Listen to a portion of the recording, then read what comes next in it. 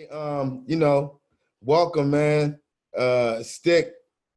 This is Streams of Thought. This is just me in conversation with like-minded individuals, friends, family, people that I respect, that I hold near and dear, that I am inspired by, you know what I'm saying, and the like. And when I decided to do this, I guess at this point, a couple months ago now, towards the beginning of this whole quarantine situation, you were one of the first names, you know what I'm saying, that came to my mind. One of the first people that I wanted to sit and talk with. And I guess initially I was going to do it like three rappers, like you and then a couple other brothers that inspired me, you know what I'm saying. I was going to have a conversation with, like, amongst us all at one point in time. And then, Okay. just the way things worked out, for various reasons, I wound up having to break it up. And that's what, sort of became this series. You know what I mean? Yeah, this is, Streams of Thought is basically everything that I really do outside the roots, because it represents just my stream of consciousness, you know what I'm saying? So if I do an EP, that's Streams of Thought. If I paint a picture, it's Streams of Thought. If I, read an excerpt from a book or have a conversation or do a cooking segment, that shit is all under the Streams of Thought umbrella. Okay. So that's your personal brand, like. Yeah, absolutely. Yeah. So it took a while for us to connect, but I feel like, the time is perfect, like right now, with everything that's going on, last week and recent weeks in this country. First, I wanted to ask, first and foremost, how are you feeling mentally, emotionally? I try to keep up with you on IG, so I feel like that's a decent gauge of sort of where your head is at and where you are spiritually on a day-to-day. But just for the people, for those of people who might follow the Roots YouTube or who might be familiar with what I do, who aren't as familiar with you, just give me a little bit of that information. You know what I'm saying? Like, where's your head at? Where's your mind at right now during this whole ordeal? Yeah, man. Man, it's an honor to be talking with you, Black. You already know from Likewise. I'm very solid, bro. Like I feel I'm grateful to be alive and witness the uprisings, and the growth and the acceleration of long overdue, recognition of certain things. I feel very inspired by that, you know what I'm saying? I'm really, really hoping and want to be working towards the best outcome now that we have this space, as a community, as a culture, so a lot of good can come out of these moments, as far as putting pressure in the right places, and as far as kind of recalibrating to our what matters, you know what I mean? And I think this can affect hip hop as a culture in a way that people been asking for a long time, for the substance and for the, you know what I mean? So I'm excited, you know what I mean? That's I frame it in an optimistic kind of way. And I go about my regular day. Otherwise, man, health is not nothing new as far as COVID. We've been knowing that we need to invest in health for just these kinds of occasions, you know what I mean? You know what I'm saying? And I have a lot of tools too in terms of just my mental health and emotional up and down. That man, it's me at 17 right now, 21-year-old Sticky boy. It'll be on fire. So I'm already knowing, man. It's interesting that you speak to, like, the younger version of yourself and sort of the the parallels and the differences, like the evolution.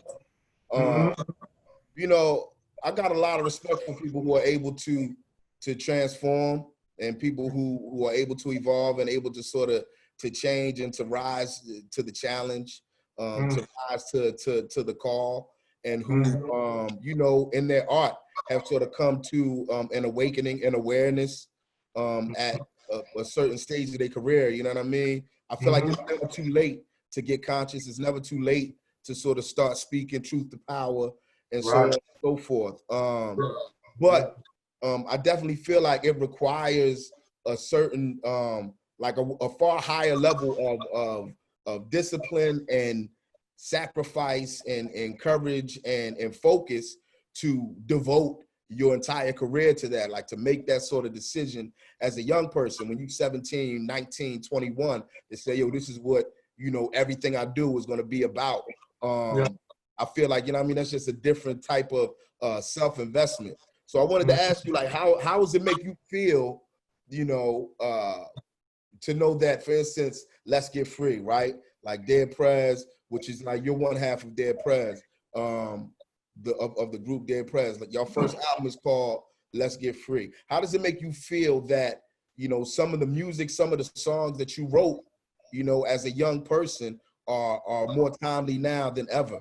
You know what I'm saying? And how does it make you feel, you know, that, you know, 20 some odd years later, some of that music may mean more today than it did when it was first released? You know, I asked myself, because, you know, everybody been tagging me, everything is police state right now, everything is exactly. Psychology, you know, all the joints for the years we've been putting out. And for me, like I said, I'm very grateful that there's this awakening, but I'm like, why now? You know, hundreds of people, dead bodies later. You know what I mean? Like, it ain't like we just start dying right now. It ain't like, you know what I mean? It ain't like we haven't went through Rodney King. We done went through, you know, the list goes on. And I know a lot of people say social media is, you know, we're seeing it more. You know what I mean? Right. But and you know, yeah, we are. We get inundated with it, but this is not new, man. Like, it's not new in no way. Like, we wouldn't have been able to create the music we created if this just started happening. You know, and the crazy thing about it is 20 years later to the year, bro, the anniversary of our album Let's Get Free, people are, especially like corporations and all that, they're like, oh, it has come to our attention, you know what I mean, that this and this is happening. And I don't believe that, man.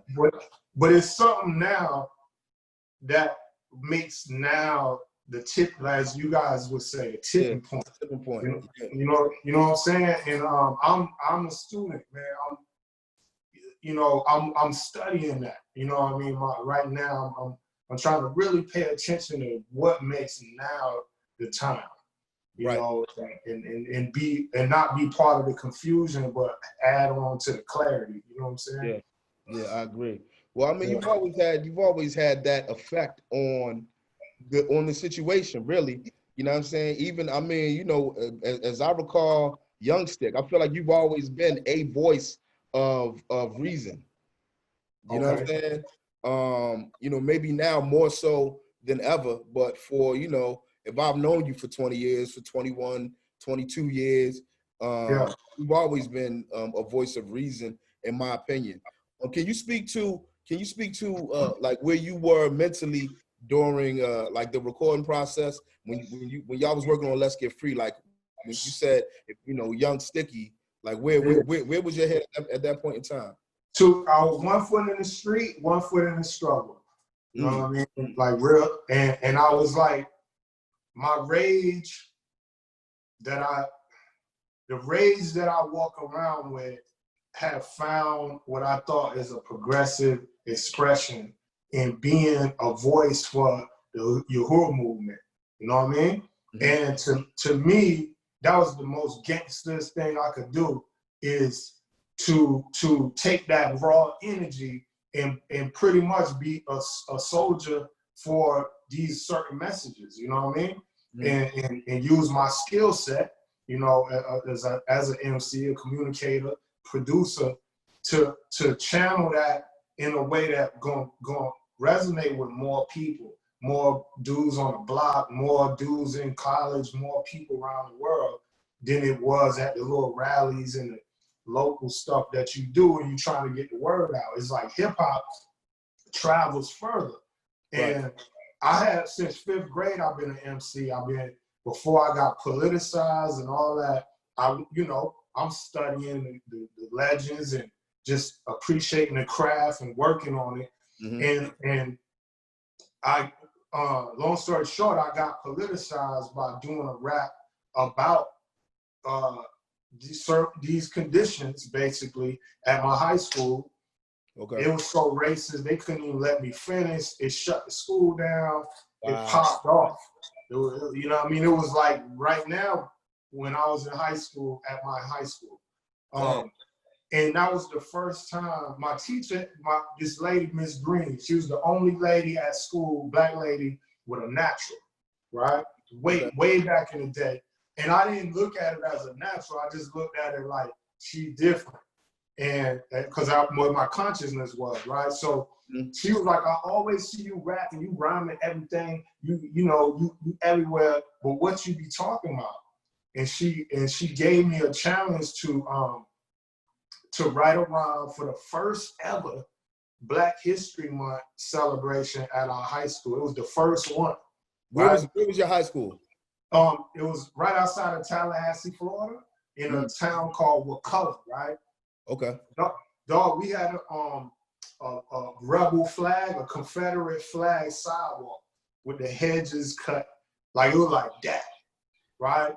So I ended up writing this rhyme because she was like, you could say your Big Daddy Kane flows and all that if you do a Black History one. So I'm like, cool, this is something for school. But when I started studying the information, and I was like, oh, I learned about the Panthers. You know what I mean? I started connecting the dots, and I hadn't heard of none of this stuff, bro. And I found out one of my cousins, Carlo, was a Panther. Like, and I didn't even know that before I was doing this. But anyway, long story short, I wrote this song called Black as I Could Get. And I started performing it at the assembly. And the principal came on, he was like a Trump energy, Wade Nobles. He came on stage, shut my mic down in the middle of the performance, like to dominate, like Trump talking about, you gotta dominate, you gotta show who's in charge. And the people wasn't having it, bro. And next thing I know, it was full melee mode, a little young riot in the school, bro. And it turned into this whole wave of community involvement in events and just more cultural representation, that we had that right as students, you know what I mean? So, but that's what put me on game, that what I choose to talk about can represent for things much bigger than just my penmanship. You know what I mean? Like, it can have more significance. And I got adopted by different sectors of the community that felt like we ain't gonna let them railroad this little guy, And so I was an honorary at every Nation of Islam mosque. I was honorary at the hotel. I was honorary at the churches, the street gang, my cousins, everybody was like the alphas, the Qs was just, I could come to their places and get mentorship, all this, right? So, that's what really shaped me early on what we're doing. So when I see it now, it's to me, it's been inevitable. And it's crazy it's taking this long, you know what I mean, for people to like really feel like, let's make it matter now. You know what I mean? So No, I agree though, man. I agree. And I feel like that explains a lot about your style. I feel like stylistically, like your approach has always been, like that recognizable sort of cadence, like that familiar flow. You know what I mean? That's on par with whatever lyrical gladiators is out there, but always, rapping about substance. You know what I'm saying? Like everything I've ever heard you spit, was about something super specific and about like uplifting the people and about, you know, revolution, and like it goes back to just always speaking truth to power, man. So I really commend you. I really commend you on that. I mean, with me, it's something that I've always aspired to, and I feel like I've evolved to that place. That's where I've been there, you know, for a long time. But it isn't where I began. You know what I mean? So for you to come up in that as a young person and to stick to your guns, when I mean, I know as well as you know, if you could rap real well, it's like, I mean, it's easy to do whatever is popping. You know what I mean? And it's a lot of shortcuts that you could take. It's like, yo, I could do whatever is trending right now and sort of come up. You know what I mean? So to make that sort of decision as a young person, like, nah, you know, I'm gonna stick to this and stick to the message, and you know, I'm not gonna disappoint all these people that have invested all this effort. Stick, you there? I am, man. Yeah, I am. Yeah, I say all that to say it takes a lot of discipline, and that's one of the things, you know, that I've always wanted to speak to you about. You know what I'm saying? You've always been an inspiration to me outside of MCing, just because of the level of discipline that I've seen you move with. You know, being on tour with you, you know, back in the day when, you know, when touring as a rapper, touring in a rap group was something completely different. You know what I mean? I saw you move. I saw the young version of you move with the esteem and the caution and the wisdom, you know, that we move with now. You know what I'm saying? But you know, 20 years ago, when you know a lot of us were still sort of wilding out. So I've always respected you for that. I've always respected both you and Stic, you know what I'm saying? But you super specifically. And you know, y'all was on the road, you had your own chef, and you know what I mean, I would see y'all like before the show doing push-ups, you know what I'm saying? While the rest of us, we back there, we knocking back tequila and brews and smoking L's. Y'all banging out 100 push-ups and then go out on stage. And you know, I've always, you know, just sort of watched that, man, and taking it in. And it's one of the many things that I admire about you. Another thing that I've always admired is, you know, I feel like you've never been afraid to show vulnerability as a man. And you know, we come up in a craft where it's almost taboo, you know what I mean, to show really any chinks in the armor. And you know, I feel like you've always, you know, given like a full like you've always like painted a full picture. You know what I'm saying? You were one of the first MCs that I saw. I mean, not one of the first MCs, but you know, from my graduating class, a lot of us didn't sing. If you was nice, and you just rapped your raps. You know what I'm saying? I was rapping and you would kill shit, and then like you would be singing. You know what I mean? And singing in a voice that was, you know, just representative of something completely different. And that gave me the inspiration, and it gave me, you know, just a little bit more courage as a vocalist to show that type of range. You know what I mean? Yeah. Absolutely. You know, so yeah, man. Anyway, Reed, I got you to love too, man. But I want to plug up because I feel like my phone is okay, go ahead. It's gonna cut off, so it's gonna be a little real time right here. I don't know if we can edit this or no, it's all good. Do what it do. Let's see. I could just position it, or we can chop it up and it can be plugged up at the same time. I think we good. Gucci. Yeah. So do you feel like the discipline? You feel like the discipline comes from, you know, being taken under wing by all those alphas at a young age, or like where do you think that you know that was instilled within you? Yo, bro, when I was, hold on, I'm gonna answer that right, but I gotta give you some love, man.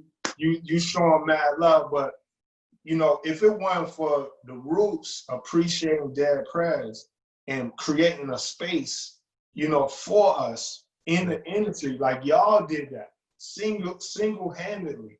You know what I mean? Like people was telling us, I'm talking about the gangsters, rappers was like, yo, y'all crazy. It ain't gonna work.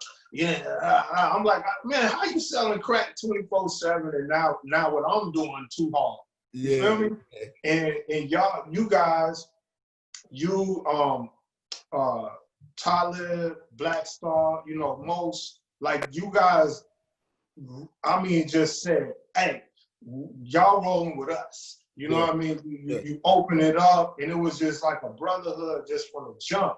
And so I just want to salute you, man. Like we've been knowing each other for a long time, but we don't always get to sit down and really just to give the gratitude and you know what I mean, the appreciation, because you guys been doing it, creating your brand, your space, mastering the craft, and here we come, some wild little young dudes, man.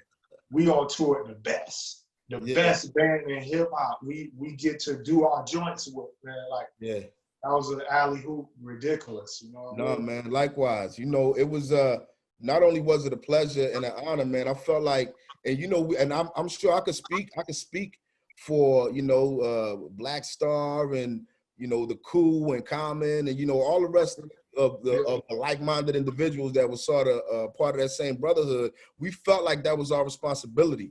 You know what I mean? And I feel like that's one of the things that's sort of missing today is, I mean, maybe it's taking place and I just don't see it, but I don't see a lot of young artists lifting each other up in that same way and providing each other with that same sort of platform once they get their foot in the door. You know what I mean? I felt like that was my responsibility, And you stay on that. Like my son is an example of somebody. My son, the general, absolutely, who is, what I mean, from the same cut, from the same kind of cloth, know the streets, but woke and on front lining with it, and bar for bar, like who's messing with my son? Like, this dude is incredible. So, but you don't see the whole industry is acknowledging that. You know what I mean? Because he take a stance in certain kinds of ways. But I've seen that, real gonna recognize real, and I salute that, man, because we wouldn't have been having a chance to make as wide an impact if you guys hadn't shared that space. You know what I mean? So yeah. But you asked me something though. You said the discipline. You know what I mean? So I would have to say, it's crazy really thinking about this. My dad. You know what I mean? Like, we didn't always have the best relationship or nothing like that. But my pops he was in the Air Force.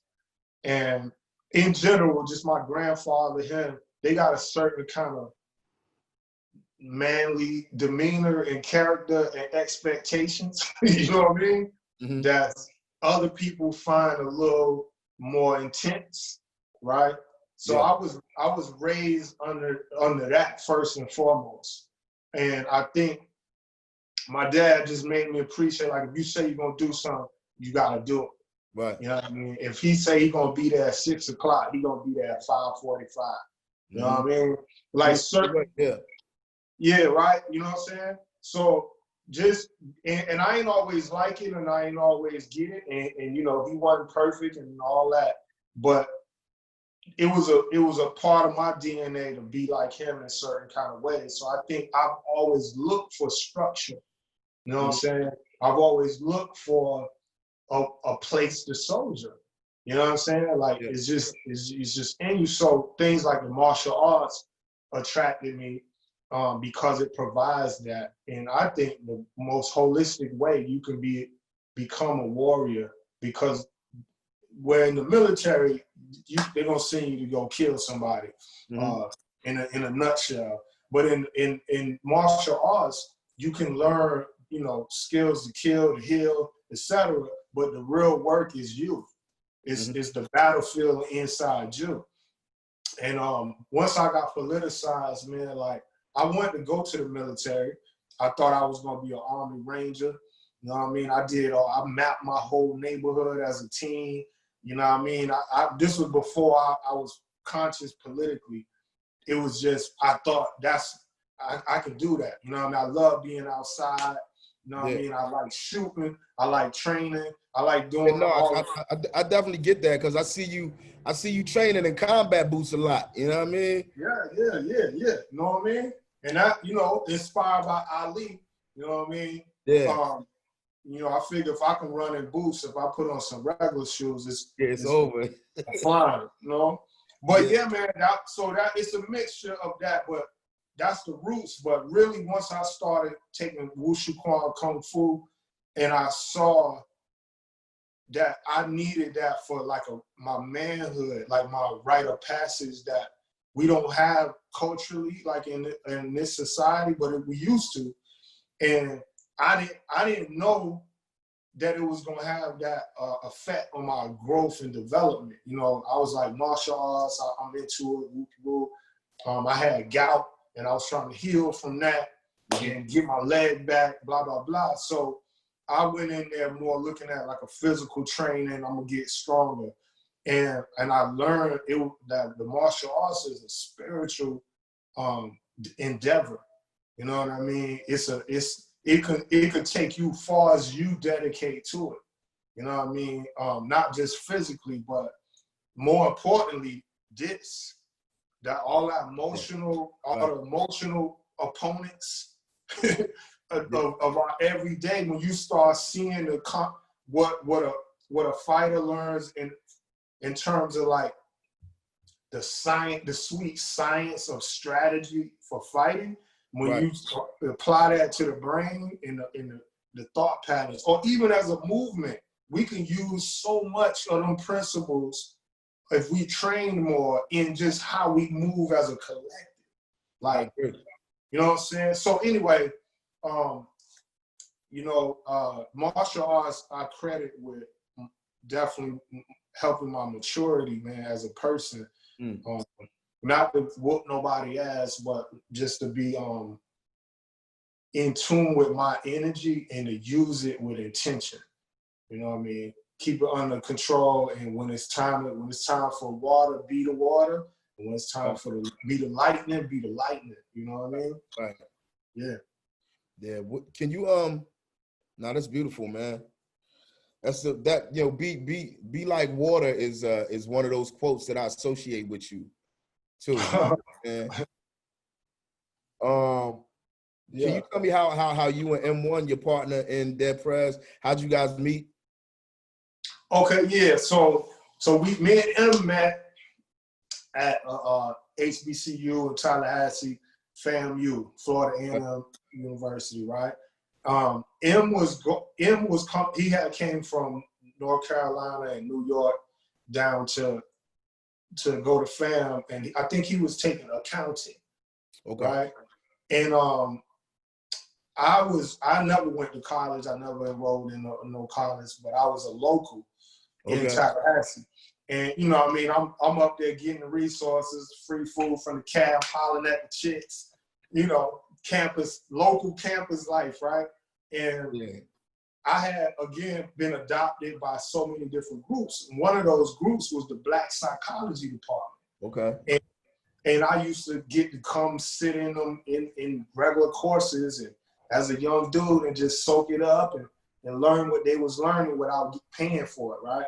And it just so happened one day I was in the psychology wing, and there was a little conference class going on, and I started explaining to them the 5% supreme mathematics. Like a lot of people, this Black psychology, and they hadn't heard about supreme mathematics, right? So I thought that was interesting, and I brought it up, and they was like, "What is that?" So I ended up writing the math on the chalkboard, and was breaking it down how you build based off dates and different things, and you come to your own wisdom like that, right? And all of a sudden, M1 walks in the psychology room. I guess he was just passing through and seen the convo or whatever, and just was like, he was attracted and came in there. Now, nobody hadn't heard of the 5%, none of this that I was talking to. Not in Tallahassee. Not, you know what I'm saying? Even though it was different people from different places, right? But long story short, M seen that on the board, and he said, "Peace, God," right? So I'm like, "Oh, somebody know the language, whoop." And we just start, you know what I mean, just connected. Like I felt like he was like, somebody speaking my language, and I was like, somebody speaking my language, you know. And he was just the coolest dude ever, man. Like on so many levels. Like he's smart as like Einstein. You know what I mean? But he could be in the grimiest spot and be comfortable. And I know. I've you been know, in a lot of grimy spots with M1, like all over the world. You know what I mean? facts.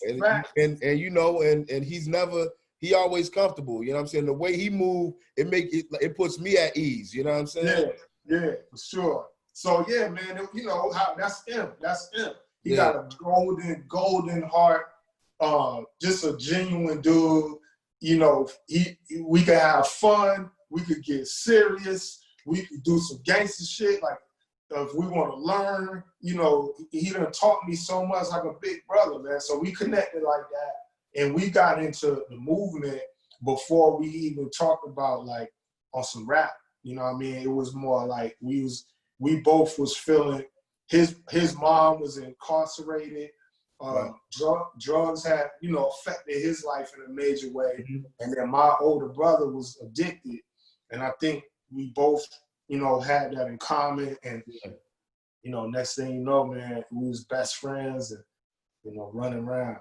So. Yeah, my mom struggled with drug addiction too. You know, before she passed. I lost my mom as a teenager. But yeah, you know, it was you know, that's all like, I mean, that's the era that we come up in, you know what I mean? Like everybody knows somebody. If it's not your mother, it's your brother, or you know what I'm saying, otherwise. So, but yeah. Yeah, bro. Yeah. So what is the Uhuru movement? Okay, so the Uhuru movement was or is an organization founded by a brother named Chairman Omali Isatella. To make it simple, it's similar to like the Black Panther Party, right? In the ideological sense. You know, there's some nuances and differences from their perspective, but essentially it's a socialist organization that believe that Black people have the right and the responsibility to have control over our lives politically. And they believe that the socialist organization of wealth is most appropriate for the world and Black community in particular. And there's two levels of membership. There's the mass organization, which kind of like come how you are, and you know, we move on democratic rights of people, housing, you know, police brutality, all the day-to-day kind of stuff. We try to organize people around their interests and lead and support to get things done. Then there's the African People's Socialist Party, which is like the smaller group that controls that, which is the more disciplined, theoretical, ideological work that kind of guides the mass movement in theory. You know what I'm saying? So so we collectively call that operation the Uhuru movement, which encompasses the whole thing. And that the word Uhuru is a key Swahili word that means freedom. And it was popularized by Didan Kimathi in the Mau Mau Revolution. You know, they would say Uhuru, and that was the cry of the Mau Mau's, and so it was inspired by that. Yeah. Dope. And what is I know, like with the Dead Prez, I mean, if you guys, when I think about a logo or if there's any sort of emblem that I associate with the Dead Prez brand, it will probably be like that Yi Ching, like the pentagram. So can you explain like the science behind that imagery and why you guys chose that as, I guess, you know, like the sign that represents your group? Yeah. Okay. So this interesting. Like I'll be nerding out. So I hope people will be interested in this. But so the I Ching is a 2,000 or more year old oracle. Right. Right. And you know, sometimes you say oracle, you know, people could start thinking you're talking superstition. Yeah. But it was written as an oracle, and you use the book. The wisdom and the information is organized around binaries. I'm trying to just make it simple. It's organized around yin and yang in the world. And just like the Ifa oracles or the different oracles is, you know, the coconut is either open or closed, right? The coin is head or tail, etc. And that's a binary system. And there's 64 different possibilities in the book of the flow of change, right? So how we got our logo was and the way you use the oracle is you ask a question. You form a sincere question that is not a yes or no question. It has you asking for commentary on an endeavor that you might be taking on. So we were looking for a logo, and Brand Nubian Jamal taught us, like, all right, if you're gonna be a group, this is the business of it. You know what I mean? Just like Nike, you're gonna have to have a swoosh. You're gonna have to have, you know, we learned that. And so I was like, well, what? I'm sorry, who's Brand Nubian Jamal? So Brand Nubian is you know, legendary hip hop group, and Lord Jamal is one of the members. Lord Jamal, okay, yep. Yeah, Lord Jamal. So he, you know, that's how we got put on the Loud Records and all of that stuff. OG. So Lord Jamal brought you guys to Loud as artists? Yeah, indeed. And how did he discover you guys? Like, was it like at a rally, or like where'd you guys meet Jamal? We met him in Brooklyn at a block party. Okay. You know, and he was just out there, and we ran up on him like, we trying to do this. And he was, and you know, it was Brand Nubian, so we was like, he could probably relate if somebody gonna relate. And we spit on the spot, and he was like, yo, take my number. And next 2 days later, we was in his living room making beats. Yeah. You know what I mean? And, you know, and so forth. But in developing our friendship, one of the things we had in common was studying and learning and reading and all that. And so we were talking about the I Ching. You know, he doing God body, and we study all kind of stuff. And he was talking to us about logos, and I did some research, and I was like, what logos came from hieroglyphics? Because it's you know, pictures that represent ideas. Right. So I was like, okay, so the first of all, the first logos is African. And then I started studying other, what you call pictograms, or symbols that have different kind of meanings. And, you know, I was like, oh, the I Ching, that's what that is. So long story short, we had the idea that let's ask the I Ching to give us which one. And so we actually threw the coins to get our logo. And the logo, that little barcode looking thing that is our logo is called a hexagram. Yeah. Right. And because hex is 6, and it's 6 little markings that, and it's 64 variations of that. Right. And you throw the coin, you ask your question, and then the I Ching gives you a reading that's one of those, or 2, actually. And then you take that commentary into your life and see if it makes sense, and, you know, I mean, move accordingly, right? So we ask the question, you know, what is our mission?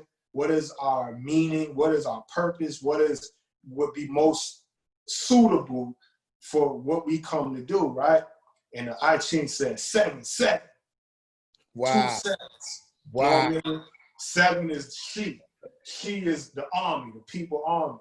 You know what I mean? And we sat there and was like, bruh, like, if that ain't us, You know Yeah, what I mean? that's it. It was Wow. like, it was to be written, right? So, and I done used the I chain so much in my life, bro, like for crucial things like that. But yeah, that's how we got the number 7 hexagram for Dead Prez and the People And the People Army. Yeah, it was laid out.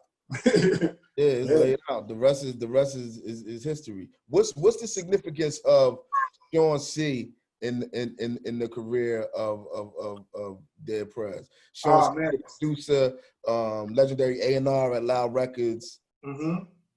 Sean C, man, became, a really good friend in a work relationship. You know, he was the A&R there.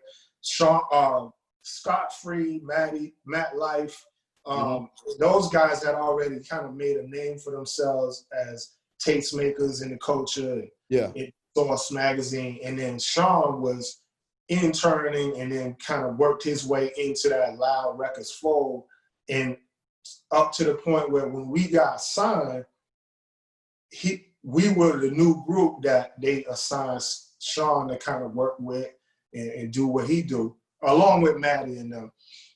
And we was looking at all of them, keep it real. It was like, y'all are the state. Y'all are the bureaucracy of the music business. You know what I mean? And what an A&R know, you know what I mean? That whole mentality. And Sean was so genuine, you know what I mean, that I quickly he quickly earned my respect, just being a stand-up dude in a corrupt business. And we became friends. He helped the drums and just the quality of what we wanted to express. Like he would really, like, he was like a fourth member, you know what I mean? Like, of the team. Remember, yep. You know what I'm saying? Like, and that ain't saying lightly, bro. Like the way we looked at the label, you know what I mean? The fact that we felt like that about Sean is because he was just genuine, man. So, I mean, more than just giving us drums, and it was just his camaraderie. He's a genius of production, you know what I mean? And so being able to, we trying to form our sound and whatnot, and you got a Sean C right there, teaching you about types of snares, and you know what I mean, he know any record. You be like, what's that beat that go, and he'd be like, oh, that's from boom, boom, boom, pulling it up. You know what I mean? So he was instrumental, literally, in our shit, man. I love Sean, man. I just talked to Sean like 2 days ago. You know what I mean? And we stay in touch and still cool. So yeah. Yeah, Sean is my guy. I mean, that's my guy. We got Streams of Thought Volume 3 is about to come out soon. And that's all, me and Sean C just rocking out. Ooh. I want to ask you something, man. Mm-hmm. You guys did, was it like a MC course? Yeah. I did a like a master's class at Carnegie Hall. Oh, yes. Yeah, so I was approached to do something. They've been wanting to do, just something dealing with the culture for a minute, and they had a couple subcommittees, that work within the Carnegie Hall sort of structure, and through a young lady that I work with, a sister named Jasmine Martin, I was sort of introduced to them, and they felt like it would be a perfect fit for me to teach a master's class there. Of course. They still, like, going into it, I guess we did it at the top of February. Going into the course, it had to become an intensive because of just scheduling issues. I had a lot going on. I've been working on this play, this Broadway musical that I've been writing for some years, and like I had a workshop that was coming up for that, and they had a bunch of stuff on their agenda. So we narrowed it down to about a week in time. And during that week, I had a handful of students that they wanted me to sort of teach the principles of MCing, the fundamentals of cadence and breath control and, narrative and performance and stuff like that.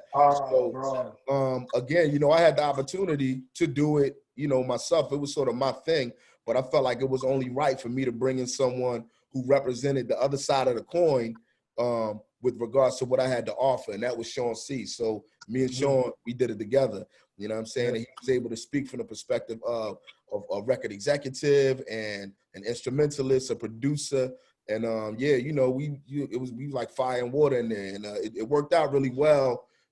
Now we got a real good relationship with Carnegie, where the next time we do it, it'll probably be a longer course of study, and you know, we'll have more wiggle room to really rock out the way we want. But one dope thing that Carnegie extended to all my students was, even though the course only took place for 1 week in February, they gave them until August to come and use the facilities, you know, to write, to rehearse, to use Carnegie Hall, you know what I'm saying, to work on their craft.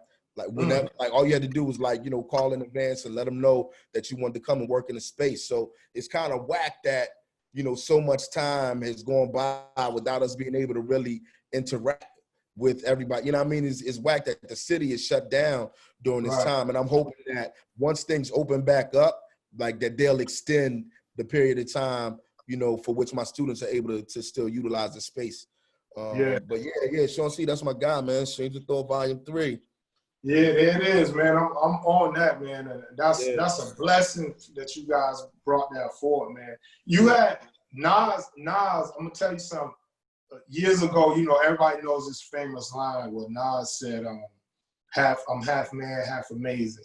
Yeah, right? And you know what I mean? Just as MCs, it's like, that was like, whoa, you know, right? And man, you had this verse that I had never heard nothing that I thought was in that vein. And bruh, you said, now I'm forgetting, but you said I'm half, I think you said I'm half Master Killer. Oh yeah, Master Killer? Yeah, bro. That's on Streams of Thought Volume 3. That's the first joint that me and Sean C recorded. I sat down, you know, like we clicked up in the studio. I sat down maybe 20 minutes in to listening to this one beat that he started working on. I wrote that long joint. It's called, like it was called Farrakhan for a long time, just because of the sample that he used for the intro. But it's evolved, and now the song is called Thought vs. Everybody. But that's the Sean C joint that we about to lead out with for Streams of Thought Volume 3. Yeah, I did say that. What stream of thought was you in to say, I'm half Master Killer, half you Master Killer, bro? That's like other shit. I feel like it was befitting in that, you know, I'm a lot like Master Killer in sort of, you know, I feel like we studied a lot of the same science. You know what I'm saying? We cut from the same cloth, and sort of we speak from the same place, and we speak to the same people, you know. But because of sort of the life that I've led and where my career has taken me, and you know, working with the live band and live instrumentation, just like the worldliness of, you know, of my style, the way it's grown, I feel like I've evolved into where, yeah, you know, that represents the two extremes. I'm a lot in between that too, you know what I mean? But if I'm just dealing with the bipolarity, it's like, you know, it goes from a lot. What I do in my songs a lot is, you know, I talk about extremes and just different poles. Like I go from this to this, or I've evolved from this to this. You know, I used to be here and now I'm there. And that was another way of me sort of, you know, saying that. It was another one of those comparisons, but it's a nod, it's a reference to that classic Nas line that you were talking about. Now the crazy thing is, you know, I recorded that song. I mean, we've been sitting on it now for a couple years. Just because, you know, we weren't able to put it out. It wasn't time, really. You know what I'm saying? Things happen as they should. It wasn't time for that to come out yet. So it was just still cooking. We had it really on ice. And Fonte put out an album, I think his most recent release, where on one of his songs, I didn't hear it, but, you know, that's the brother. We cut from the same textile as well. On one of his songs, he made the same reference, you know what I'm saying, or a really close analogy in the same way. So a couple people have mentioned to me like, yo, you know what I mean? You said the same thing that Fonte said. And I feel like, again, that's just mind to tech mind, you know what I mean? And I'm sure his reason, like whatever, you know, brought him to the point where he was like, yo, I'm gonna say that shit. Probably something completely unique to just his journey. You know what I'm saying? Yeah, yeah. But yeah, I live for those kind of moments, man. And, you know, one of our songs, I think I said, we somewhere between the WA and PE. Yeah, and, exactly.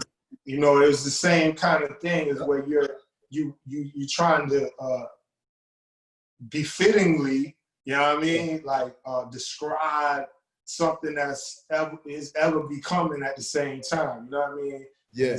It's good to be able to take those articulate moments and coin that like that, man. That's legendary, bro.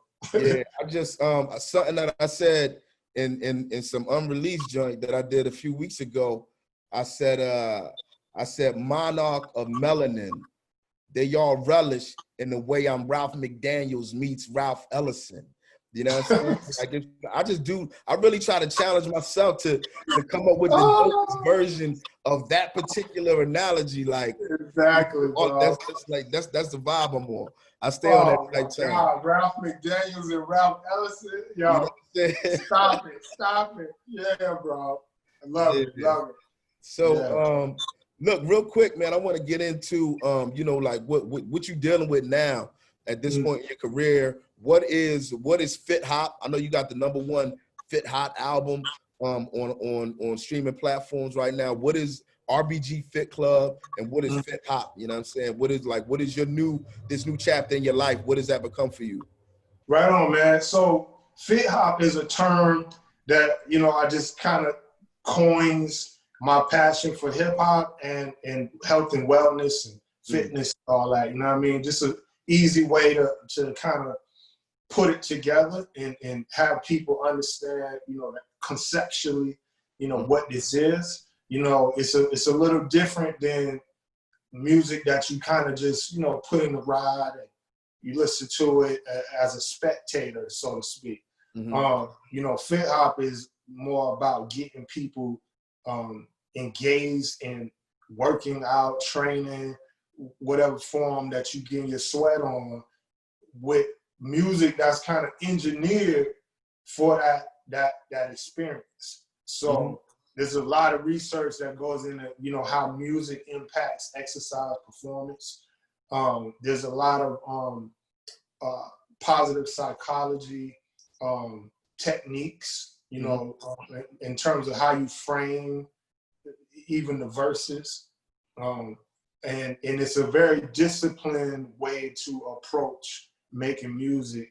It has a specific concept, specific outcome, certain kind of aesthetic.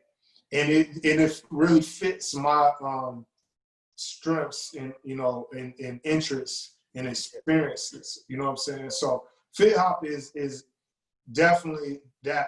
If I would compare it to something, it would be like Bruce Lee's Jeet Kune Do.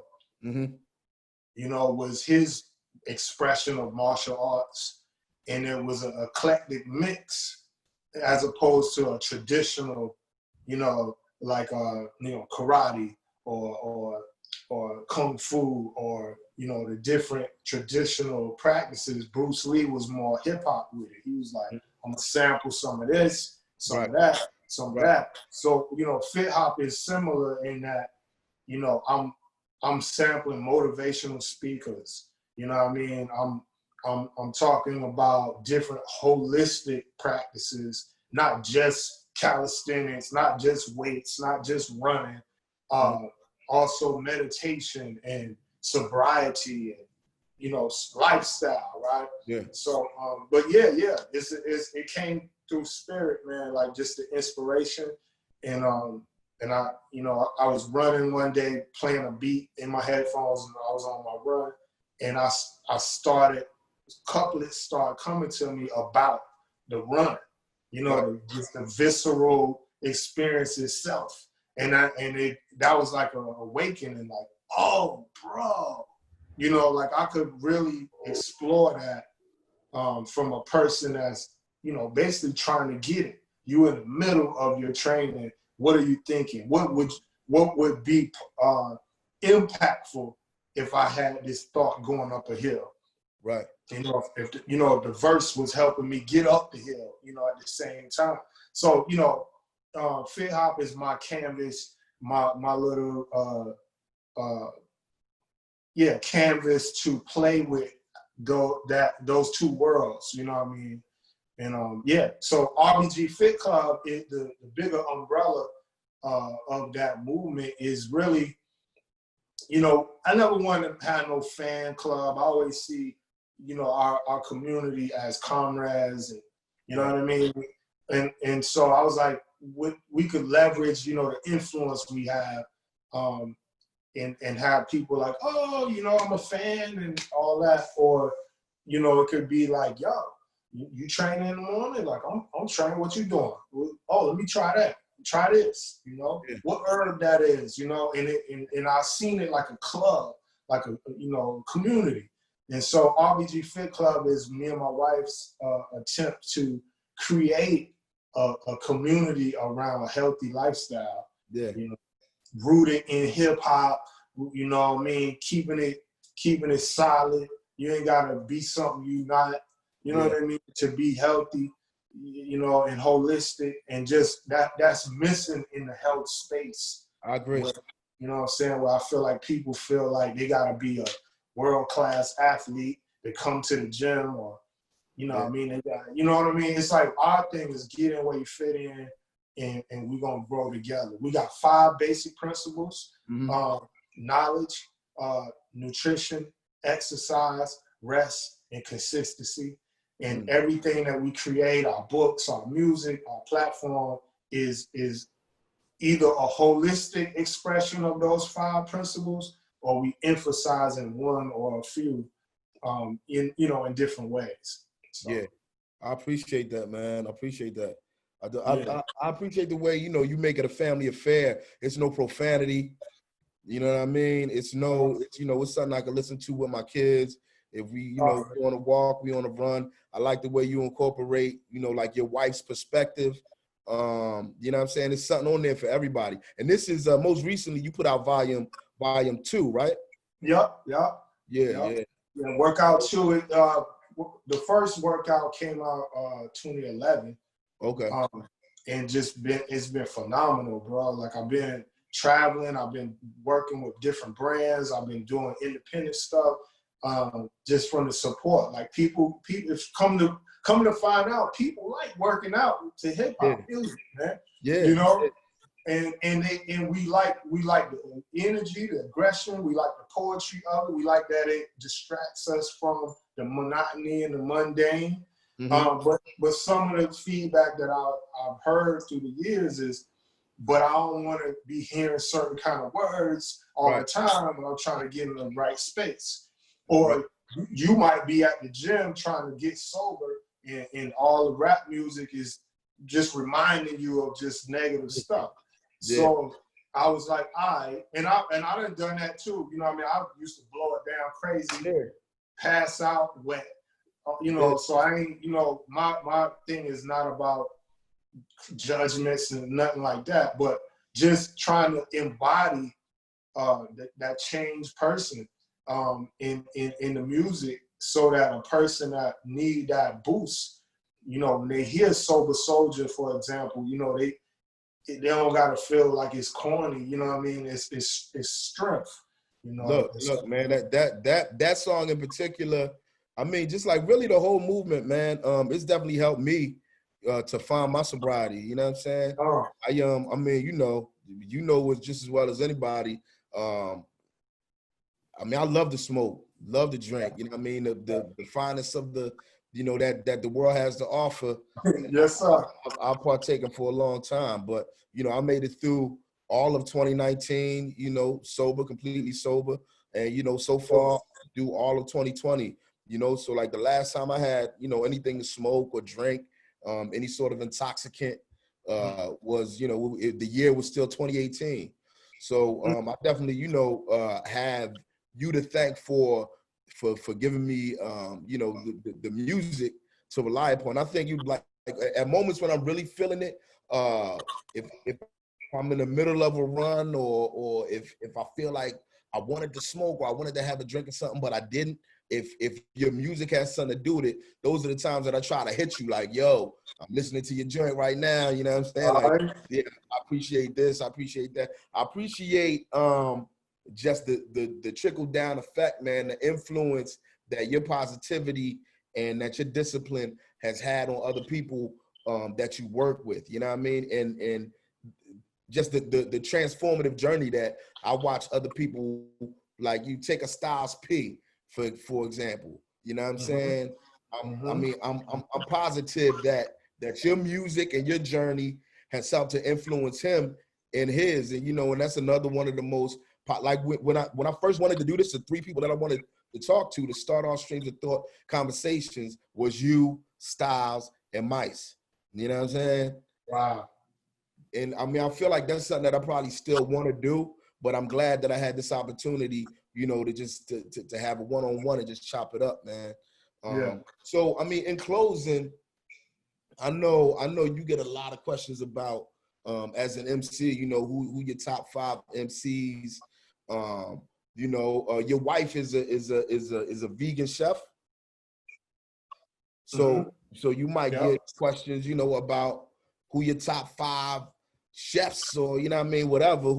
But I thought, in closing, real quick, I might want to ask, like, I'm not sure, like I'm not sure if the question should be like, who are your top 5 inspirations, or maybe your top 5 role models, or maybe just like your top 5 go-to books, like the books, like what 5 publications have sort of gotten you through life that you feel like you would have been able to make it this far without, you know what I mean? But you can answer any of those 3 variations of what's your top 5. Okay, got it. So basically, top 5 impactful resources, right? Yeah. Yes. Well, I mean, just to start it out, Malcolm X, a book, an autobiography of Malcolm X, but his life, his journey, in from Detroit Red to Minister Malcolm to El Haj Malik El Shabazz, right? That 3-act, pattern is so powerful for us, and I've seen that in my own life. When Malcolm came home from Mecca, he had to face the world with a new perspective, and the old perspective was hostile towards that new perspective. You know what I'm saying? Yeah. And so his integrity through his journey to continue to transform as his consciousness required, like that's the ultimate. So Malcolm has always, at every stage, whether it was Detroit, whether it was Malcolm X or El Haj, he was a leader in each of those stages. You know what I mean? Second is probably obvious to people who are familiar with me is Bruce Lee. You know what I mean? Bruce Lee, as a philosophy, as a martial artist, just as an original, authentic being that then, he lived life according to his values, and he embodied that. You know what I mean? So I study his philosophy, his writings. He left a lot of writings. His daughter, Shannon Lee, runs their foundation, BruceLee.com, BruceLeeFoundation.com as well.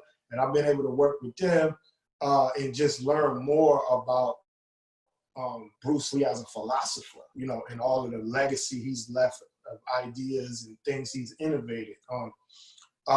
Thirdly, Muhammad Ali,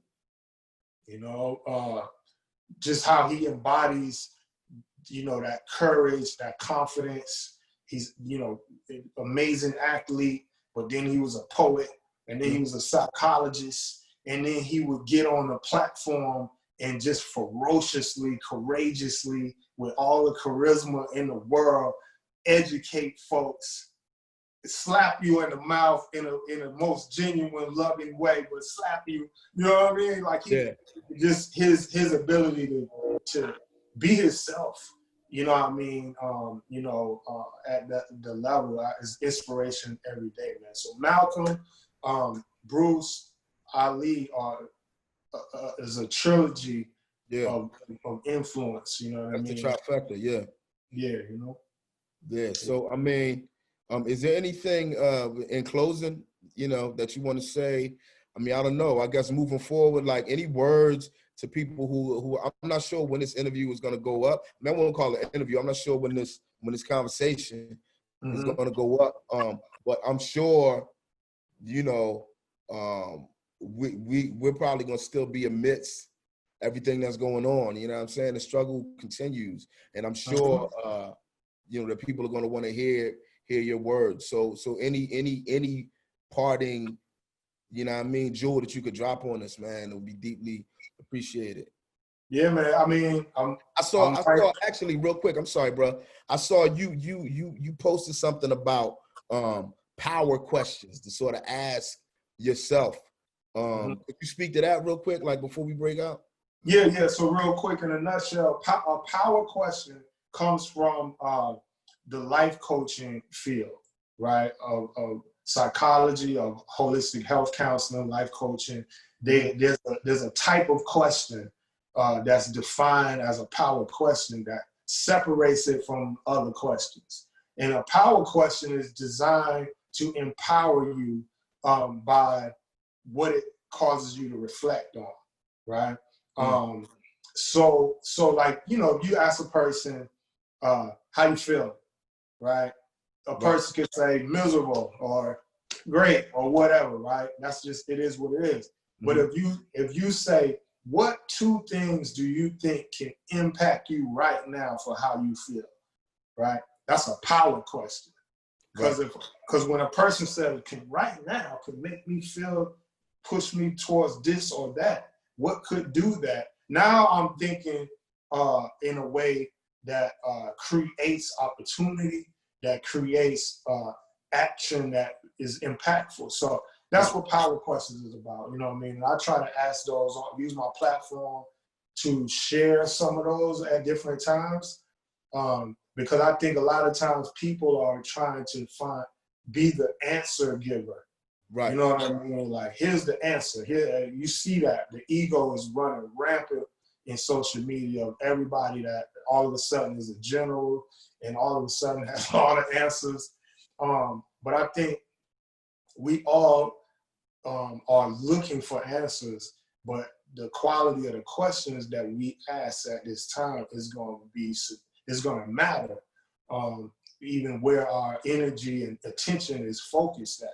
So, you know, I think, you know, I encourage people to ask themselves power questions and ask each other power questions and sit with it. Because when you get an answer to a power question, it's like creating profit. You know, it's like creating weapons that you didn't have. It's creating a way that you didn't see yet. You know what I mean? So I have this little phrase, I guess you can call it, that I've been sharing in this time that I think is appropriate in it.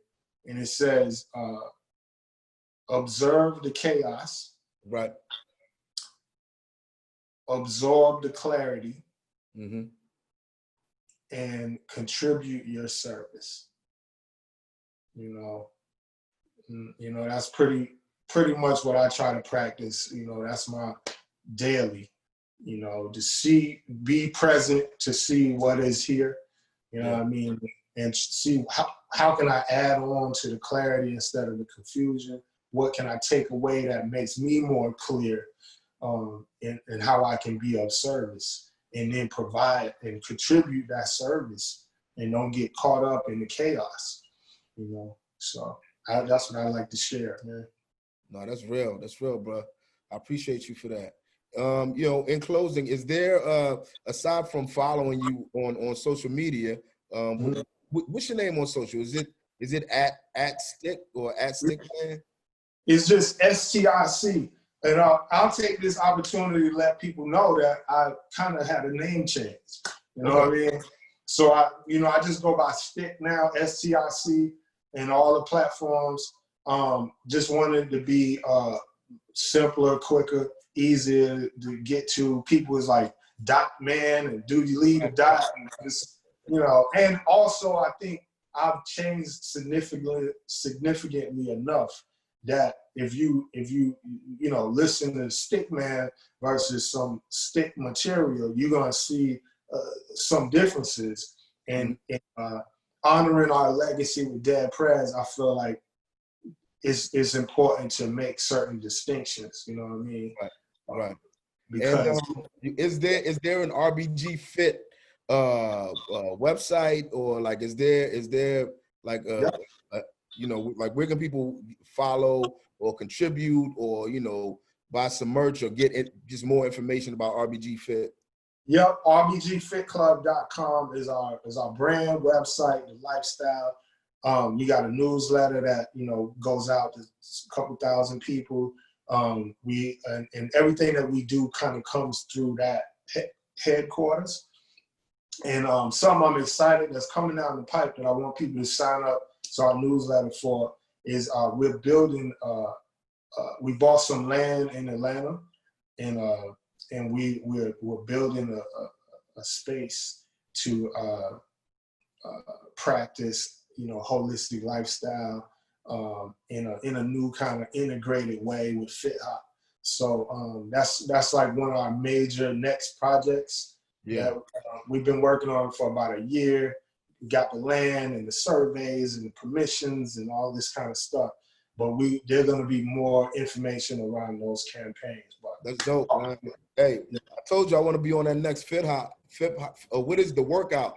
I want to be on the workout volume 3, man. You know what I'm saying? Come on, bro. It would be an honor, bro. Let's put it together. It can't be another what, 7 years? Nah, we own it right now. Next is Coach Nim, my buddy. Yeah. Coach Nim, he did Healthy Gangster. That's his first Fit Hop album, and we almost done with his second installment, and then we following up with 3. So, man, I would love to have you present on that, man. That'll be a blessing, bro. Yeah, that's what's up. Tell them I said peace too. So I will. Yeah. So yeah, man, I love you, brother. I appreciate you. Back. I respect you. You know what I mean? Thanks for taking the time. This has been dope, man. You know what I'm saying? This has been Streams of Thought, a conversation with Stic. Salute. Yes, sir.